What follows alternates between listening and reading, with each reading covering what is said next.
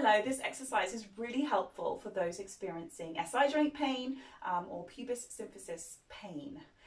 What happens is the entire pelvis hip joint, we often think it's just one bone, but it is not. And if there are certain muscles that are tighter or weaker or longer, weaker, stronger, it's going to pull in the direction that those muscles are kind of going to manipulate it at.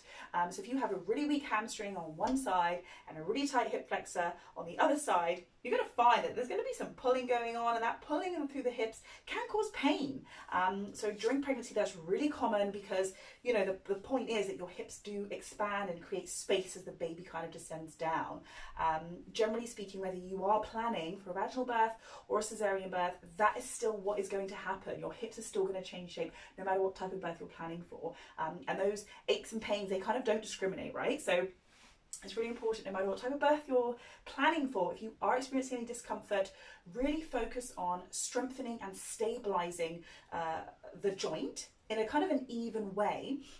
It will still allow the hips to kind of open up and expand, but just provide you more support and stability so you're not in as much pain. So this exercise is a seated hamstring curl.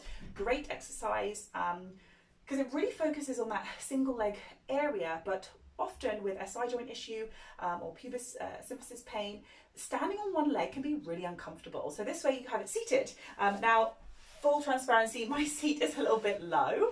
The higher your seat, if the seat's a little bit higher, it's a little bit better because then it means that you're not having to pick up the foot and activate the hip, because ultimately this exercise, we want to be working the hamstring. So what I'm going to do, I have my band tied to the bottom of the door. I'm going to create a loop. I don't have one of those ankle band things, so I'm going to just create a loop through here. And I'm going to put my foot through it so it's hooked to the back of my heel. So what I'm going to do is find that kind of neutral position. So my sit bones are in my seat. And all I'm going to do is keeping my heel to the ground. I'm going to inhale, exhale, pull. Inhale, exhale, pull.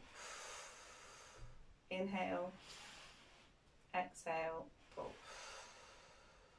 I have brought my foot up off the ground, but mainly for video purposes here.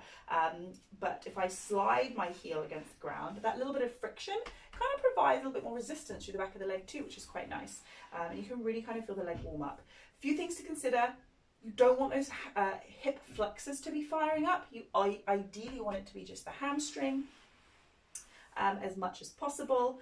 If you find that one side is significantly weaker than the other side, you're more than welcome to double up reps on that particular side. And you could tell after a while, you could tell which one kind of is feeling a little bit more uncomfortable. Even though how you move generally when that pain kind of kicks in, you're able to tell which side is your area of opportunity, which side needs just a little bit more work to provide that stability through the hamstrings, which is ultimately going to help stabilize through the back of the leg. So inhale as you extend, exhale as you curl. Inhale as you extend, exhale as you curl.